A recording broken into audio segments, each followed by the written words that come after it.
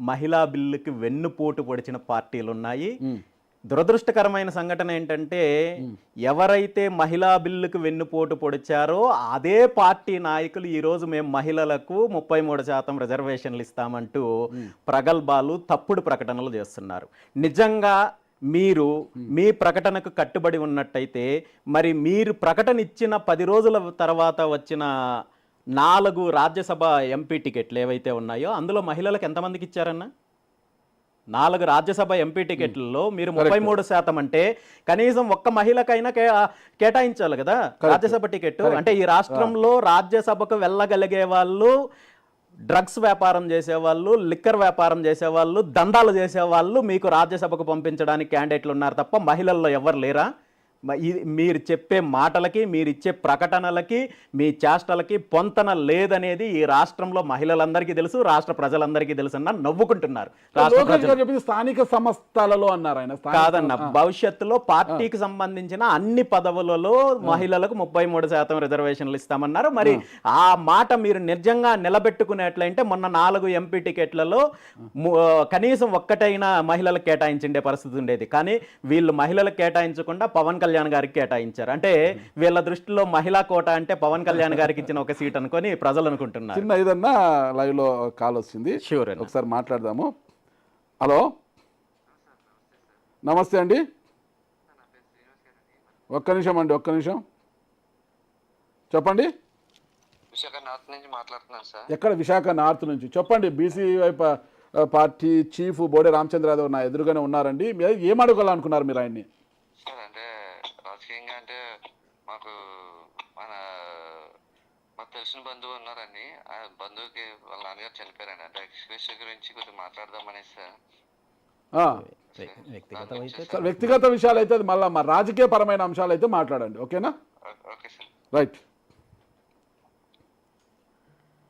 ఎవరండి?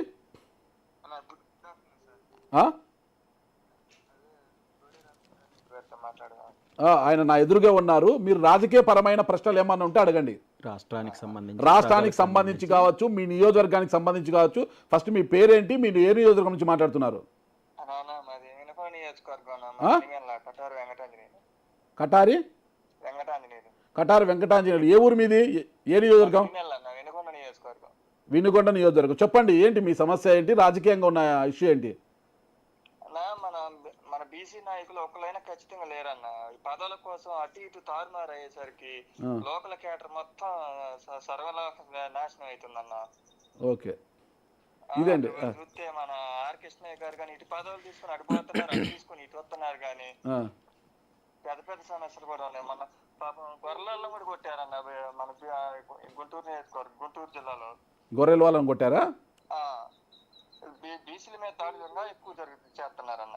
ఓకే, ఒక్క నిమిషం చెప్పండి. బీసీల మీద దాడులు ఎక్కువ జరుగుతున్నాయి. బీసీ నాయకులు పదవులు తీసుకుంటున్నారు తప్పితే ఎక్కడ నిలబడి అటు ఇటు ఆడుతున్నారు అంటున్నారు. వెళ్తున్నారు కానీ మనకు ఓట్లు వేసినారు, మన బీసీల వల్లే మనకు పదవులు వచ్చినాయి. దానికి న్యాయం చేద్దాం ఆలోచన లేదు. Okay okay. రాజ్యసభకి అడిపోతున్నారు, అటు రాజ్యసభకి ఇటు వస్తున్నారు. కానీ మధ్యలో పేదవాడికి చెందింది లేదన్న. ఓకే ఓకే, ఒక్క నిమిషం. రామచంద్ర యాదవ్ గారు ఆన్సర్ చెప్తారు. ఈరోజు నా ఆవేదన కూడా అదే అన్న. బీసీలను ఉపయోగించుకొని అధికారంలోకి వస్తున్నారు, బీసీల ఓట్లతో పదవులు తీసుకుంటున్నారు, పార్టీలు అధికారంలోకి వస్తున్నారు, బీసీలకు తప్పుడు హామీలు ఇస్తున్నారు. అధికారంలోకి వచ్చిన తర్వాత ఆ హామీలను విస్మరించడంతో పాటు బీసీలను అనగదొక్కే ప్రయత్నం చేస్తున్నారు.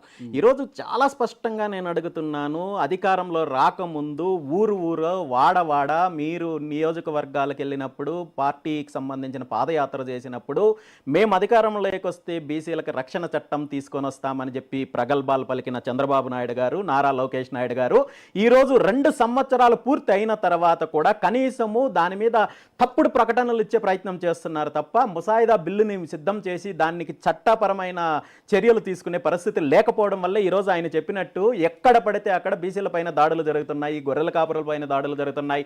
అదేవిధంగా గత కొన్ని రోజుల క్రితం తీసుకుంటే ఇదే ప్రకాశం జిల్లాలో ఒక బీసీ కుర్రాడి పైన పట్టపగలు రోడ్డు మీద కట్టేసి కొట్టే ప్రయత్నం చేశారు. ఇవన్నింటికీ కూడా సొల్యూషన్ బీసీ రక్షణ చట్టం కావాలని చెప్పి ఇంతగా డిమాండ్ చేస్తున్నా, ఇంతగా ఉద్యమం చేస్తున్నా, నిరాహార దీక్షలు చేస్తున్నా ప్రభుత్వానికి చీమ కుట్టినట్టు లేదు. అంటే ప్రభుత్వానికి బీసీల పైన ఉన్న చిత్తశుద్ధి ఏంటనేది తెలియాలి.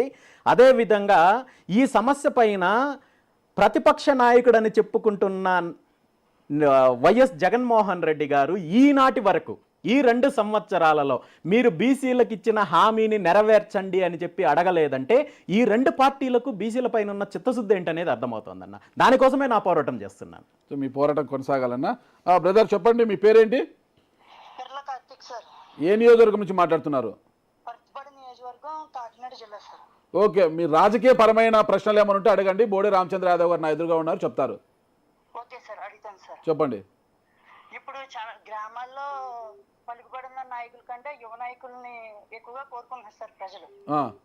అలాంటి ప్రజలకి బీసీవై పార్టీ నుంచి యువ నాయకులను ఇచ్చే అవకాశం ఉందా సార్? ఓకే, ఒక్క నిమిషం చెప్పండి రామచంద్ర యాదవ్ గారు. తప్పకుండా బీసీవై పార్టీ ఒక ప్రత్యామ్నాయ రాజకీయాల కోసం ముందుకొస్తోంది. అందులో ప్రధానంగా యువతకు ప్రాధాన్యత ఇవ్వడం జరుగుతుంది.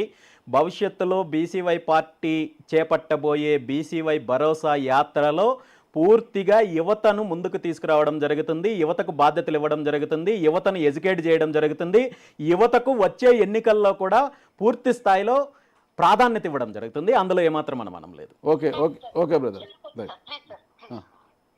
అండ్ రామచంద్ర యాదవ్ గారు పుట్టినరోజు వస్తుంది కదా సార్. Okay, right. ఆయనకి అడ్వాన్స్ హ్యాపీ బర్త్డే. ఓకే, మరొక కాల్ వచ్చింది. ఎవరండి? మీ పేరేం పేరు?